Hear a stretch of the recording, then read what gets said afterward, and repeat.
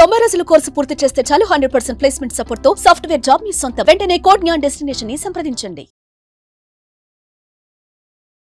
Welcome to Sumanti Vinay. మీ సుమంటి వినాయక్. కేరళ కొట్టాయంలో జరిగినటువంటి ఒక ఇన్సిడెంట్ ఇవాళ ఎంత దిగ్భ్రాంతికి గురి చేస్తుందంటే, ఇప్పుడున్న జనరేషన్ పిల్లలు ఈ విధంగా ఉంటున్నారా అంటే, ఇళ్లలో మనం ఏమనుకుంటామంటే పిల్లల్ని హాస్టల్కి పంపించేస్తే సరిపోతుంది, వాళ్ళు బాగా చదువుకుంటున్నారని చెప్పేసి అనుకుంటూ ఉంటాము. కానీ వాళ్ళు చేసేటువంటి ఆకృత్యాలు కానీ, వాళ్ళు చేసేటువంటి దారుణాలు కానీ ఒక్క వీడియో చూస్తే కూడా మీకు డెఫినెట్గా అర్థమవుతుంది.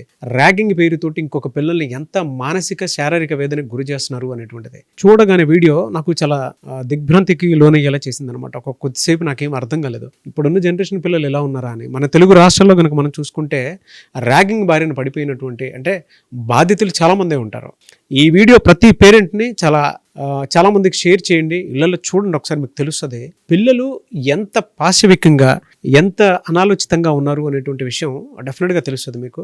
అండ్ ప్రతి స్కూల్ కాలేజీలో కూడా ఇలాంటి జరగకుండా ఉండాలని మాత్రం మనస్ఫూర్తిగా కోరుకుంటాను. సో వీటికి సంబంధించినటువంటి పూర్తి అప్డేట్స్ ఏంటి అనేది ఈరోజు మనతో పాటు హైకోర్టు అడ్వకేట్ అలాగే రవీంద్రనాథ్ గారు ఉన్నారు. అది వారి మాట్లాడి తెలుసుకుందాం. Hello sir. హాయ్ అండి నాగరాజ్ గారు. కేరళ కొట్టాయం కాలేజ్ స్టూడెంట్స్ చేసినటువంటి దారుణమైనటువంటి ర్యాగింగ్ అసలు ఎంత జుగుప్సాకరం అని అంటే, మాట్లాడుకోవడానికి కూడా అసహ్యం కలిగేలాగా మనకే ఎమోషన్స్ అన్కంట్రోల్గా అనిపించేస్తున్నాయండి. అంత దారుణంగా ఉంది. ఏం జరిగింది, వాటికి సంబంధించినటువంటి పూర్తి వివరాలు ఏంటి సార్? అసలు అదొక రూమ్.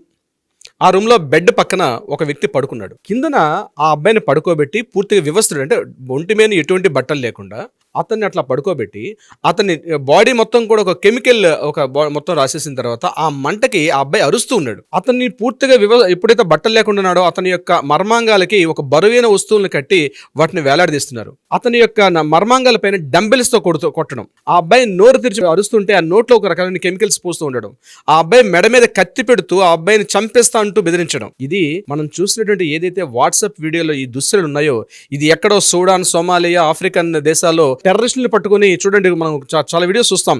వాళ్ళ మెడ మీద కత్తి పెట్టి భయంకరంగా వాళ్ళని బిన్ లాడెన్ టైంలో వాళ్ళని మెడను చంపేసి ఆ వీడియోస్ మీడియాలో ప్రచారం చేసుకొని మేమింత క్రూరులు అని చెప్తూ ఉన్నటువంటి ఆ వీడియోలు ఏవైతే ఉన్నాయో దానికి ఎక్కడ తగ్గకుండా వాళ్ళు చేసిన నేరం ఏంటి అంటే, ఫస్ట్ ఇయర్ కొట్టాయి మెడికల్ కాలేజీలో రీసెంట్గా నవంబర్ 1వ తారీఖు నాడు అక్కడ ఆ కాలేజీ ఓపెన్ అయితే ఆ కాలేజీలో చదువుతున్న విద్యార్థులు, థర్డ్ ఇయర్ స్టూడెంట్స్ వీళ్ళ మీద పాశవికంగా అటాక్ చేస్తున్నారు.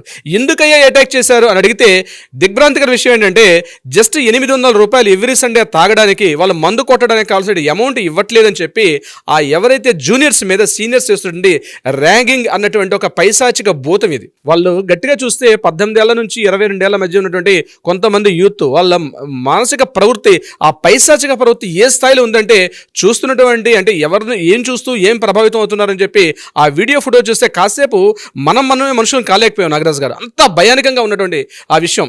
ఆ కాలేజ్ ఏంది, డీటెయిల్స్ ఏంటని ఫిబ్రవరి 11 నుంచి ఎప్పుడైతే అందులో ఆ అబ్బాయి ఎవడైతే బాధితుడు ఉన్నాడో ఆ అబ్బాయి కాస్త చావు తప్పి కొనలెట్టనట్టుగా ఆ తండ్రికి వెళ్ళి ఈ విషయం ఇన్ఫర్మేషన్ చేశాడు.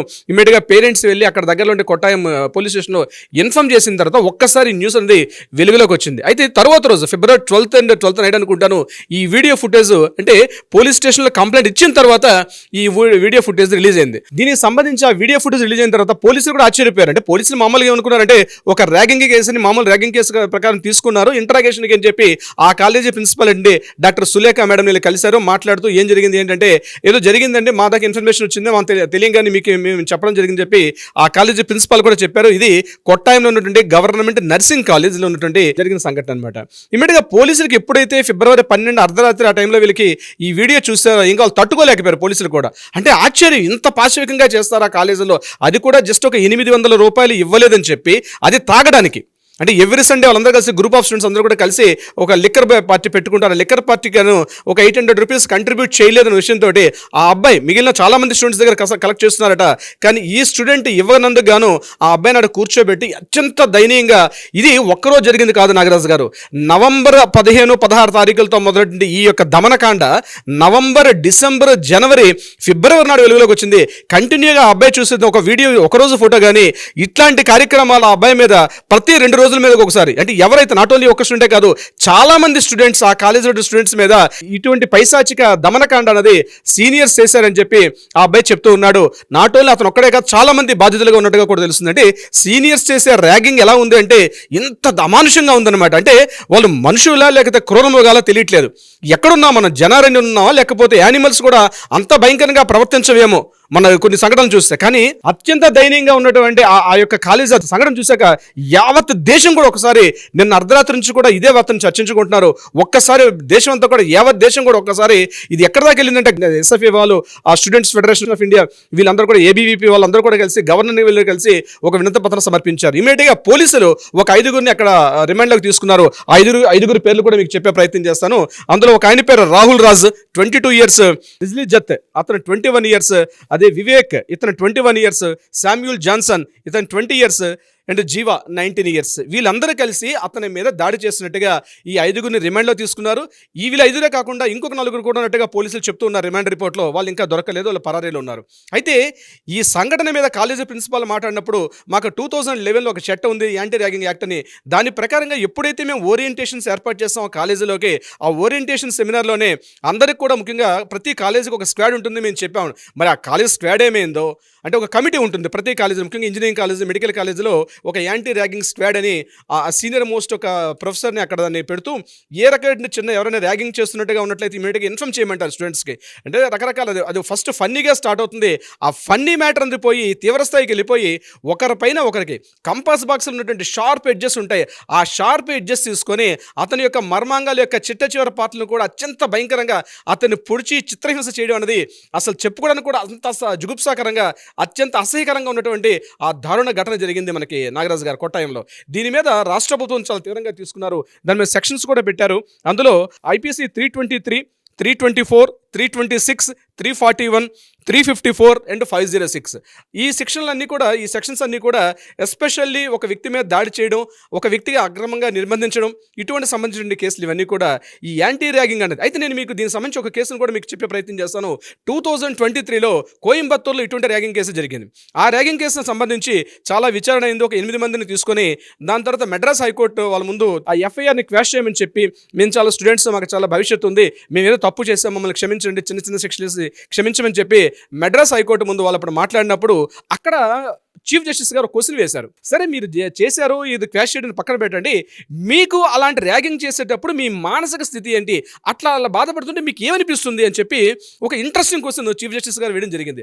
అప్పుడు ఎవరైతే నేను చెప్పిన కోయంబత్తూరులో ఉన్నటువంటి ర్యాగింగ్ పాల్పడిన వ్యక్తులు వాళ్ళు చెప్పిన ఆన్సర్ నిజంగా ఇప్పుడు నేను మీతో షేర్ చేసుకుంటాను. వాళ్ళు ఏమన్నారంటే, ఆ అబ్బాయి అట్లా అరుస్తూ ఉంటే, ఆ అబ్బాయి అట్లా క్షోభపడుతూ వాడు అరుస్తూ వాడు కళ్ళల్లో చూస్తుంటే మాకు చాలా మత్తుగా ఉంటుందండి, మేము చాలా ఆనందపడతాం, మేమేదో ఒక మందు తాగినట్టుగా, ఒక లిక్కర్ తీసుకున్నట్టుగా మేమందరం మా ఫ్రెండ్స్ ఎంజాయ్ చేస్తాం మేమంటే అని వాళ్ళు డైరెక్ట్గా చీఫ్ జస్టిస్గా చెప్పడం జరిగింది కోయంబత్తూరు సంఘటన సంబంధించి.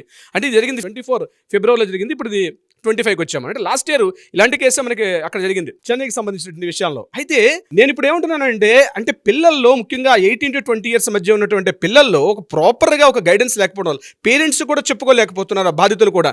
అయితే వాళ్ళు ఎట్లా ఆలోచిస్తారట, అట్లా ర్యాగింగ్ చేసేటప్పుడు వాళ్ళు చాలా ఒక మంచి లిక్కర్ తీసుకున్నట్టుగా, ఇంకా చెప్పండి అంతకన్నా స్థాయి ఒక మాదక ద్రవ్యాలు తీసుకుంటే ఎంత మత్తునైతే కలిగిస్తుందో ఆ స్థాయిలో వాళ్ళు బాగా ఎంజాయ్ చేస్తారని చెప్పి వాళ్ళు అప్పుడు చెప్పిన మాటలు. అంటే కనీసం అయ్యే పక్కన బాధపడుతున్నాడే, మన తోటి సహవిద్యార్థే కదా అన్నటువంటి కనీస ఇంగిత జ్ఞానం లేకుండా వాళ్ళు ప్రవర్తించిన తీరు ఏదైతే ఉందో అత్యంత అమానుషం, అత్యంత భావదారిద్ర్యం. ఇంకో విషయం చెప్పాలంటే అటువంటి స్టూడెంట్స్ ఉండడం కన్నా వాళ్ళ ఇంటికి పోయి ఏదైనా కూలి పని చేసుకోవడం, లేకపోతే ఆ తల్లిదండ్రులకి ఇట్లాంటి పిల్లలు ఎందుకు పుట్టారనిపిస్తుంది. అలాంటి పిల్లలు రోజు పోయి బండలు మోయించి ఆ రాత్రి పగలో ఒక కర్మాగారాలు ఉండే ఫ్యాక్టరీలో ఇనుపు బాగా మండుతున్న ఇనుపులు వాళ్ళ భుజాల మీద ఎక్కించుకొని మోయిస్తే తప్ప అటువంటి మానసిక ప్రవృత్తి ఇప్పుడేగా కట్ చేయకపోతే రేపు భావిభారత పౌరులు అంటాం వీళ్ళు రేపు సొసైటీకి వచ్చి చీడపురుల మీదుగా తయారవుతారు. వీళ్ళు నర్సింగ్ విద్యార్థుల. నర్సింగ్ అంటే ఏంటి? సహాయం చేయడం. అక్కడ చీముతోటి నెత్తుతోటి ఒక వ్యక్తి బాధపడుతుంటే అతని దగ్గరికి వెళ్ళి తన సేవ చేయాలి. రెడ్ క్రాస్ సంస్థ స్థాపించింది అది, వాళ్ళ ఉద్దేశం అది నర్సింగ్ అన్నది. అటువంటి కనీసం ఒక జ్ఞానం లేకుండా అంత పాశవికంగా అత్యంత అమానుషంగా ఏదైతే వాళ్ళు ప్రవర్తించారో చట్టాలు ఖచ్చితంగా కఠిన చర్యలు తీసుకోవాలి వాళ్ళ మీద. ఇమీడియట్గా స్టూడెంట్స్ యొక్క భవిష్యత్తు వాళ్ళు ఇంకోటి ఆలోచించకుండా మన చట్టాలు ఇంకా కఠినతరమైన చట్టాలు, ముఖ్యంగా ర్యాగింగ్ భూతానికి ఎగిరిచిన యాంటీ ర్యాగింగ్ మీద ఇప్పుడున్న చట్టాలు సరిపోవు. ఇంకా కొత్త చట్టాలు వచ్చి ఇటువంటి ఆలోచన రావడమే భయపడేటట్టుగా రావాలని అయితే నేను కోరుకుంటాను నాగరాజు గారు. బా నిజంగా అంటే ఇప్పుడున్న సమాజంలో మాత్రం పిల్లలు అంత దారుణాతి దారుణానికి కిరాతకంగా దిగజారిపోయి వాళ్ళ మెంటాలిటీ ఉంది అని అంటే పేరెంట్స్ గుర్తించాలి, స్టూడెంట్స్ గుర్తించాలి, at the same time teachers గుర్తించాలి, సొసైటీ కూడా గుర్తించాలి. ఈ వీడియో చూసేటువంటి వాళ్ళు ఎవరైతే ఉంటారో పూర్తిగా ప్రతి ఒక్కరికి షేర్ చేయండి. పిల్లల మైండ్ సెట్ మారాలి. అండ్ నేను ఒకటి కోరుకుంటున్నాను సార్, ఈ వీడియో చూసిన స్కూల్ కాలేజెస్లో మీలాంటి వాళ్ళ దగ్గర నుంచి చట్టాల మీద అవగాహన కలిగేలాగా ఎవరైనా సరే అప్రోచ్ అయ్యి మీరు స్కూల్కి కానీ కాలేజీకి కానీ విజిట్ చేయండి. అండ్ కొంత మా సైడ్ నుంచి మేము కొన్ని గైడ్ లైన్స్ పెట్టుకుందాం అనుకుంటున్నాం వీటి మీద అవగాహన కలిగించేలాగా, లేదంటే ఒక జనరల్గా చెప్పాలని కొన్ని క్రైటీరియా పరంగా కొన్ని పెట్టుకుందాం అనుకుంటున్నాం అని చెప్పేసి మీ సలహాలు సూచనలు తీసుకుందాం అనుకున్నటువంటి వాళ్ళు ఉంటారు. అప్రోచ్ అవ్వచ్చా మిమ్మల్ని? తప్పనిసరిగా నాగరాజు గారు, ప్రతి కాలేజీలో, ప్రతి స్కూల్స్లోను, కాలేజీల్లోనూ కనీసం ఎడ్యుకేషన్ సిస్టంలో ఇటువంటి ఆలోచన లేకుండా వారిని సరైన దిశానిర్దేశం చేసేటట్టుగా ఒక గైడ్ లైన్స్ అయితే ఉంటున్నాయి. యాంటీ ర్యాగింగ్ స్క్వాడ్స్ కూడా చాలా పనిచేస్తున్నాయి. ముఖ్యంగా మీరు అన్నట్టుగా వాళ్ళకి ఏదైనా మన వైపు నుంచి గైడెన్స్ కావాలనుకుంటే తప్పనిసరిగా మనం అందజేస్తాం. కింద స్క్రోల్తో కాంటాక్ట్ అవుతున్న నెంబర్ని కాంటాక్ట్ చేయగలిగితే డెఫినెట్గా మన లీగల్ టీం వాళ్ళకి అప్రోచ్ అయ్యి సరైన విధంగా వాళ్ళకి న్యాయ పరిష్కారం అయ్యే విధంగా కూడా ప్రయత్నం చేస్తారు. Nagaraju garu, thank you so much Ravindranath garu. Thank you so much అండి. నాగరాజు గారు, చూసారు కదా వీడియో. ఈ వీడియోపై మీ అభిప్రాయం కమెంట్ బాక్స్లో పోస్ట్ చేసి మీరు కనుక న్యాయ సలహాలు సూచనల కోసం అని చెప్పేసి అలగరి రవీంద్రనాథ్ గారు, హైకోర్టు అడ్వకేట్, వారిని కనుక మీరు సంప్రదించాలనుకుంటే స్క్రీన్ మీద మీకు కాంటాక్ట్ నెంబర్ కనిపిస్తుంది. దాన్ని మీరు కాల్ ఆర్ మెసేజ్ వాట్సాప్ చేసినా సరే అపాయింట్మెంట్ మాట్లాడొచ్చు.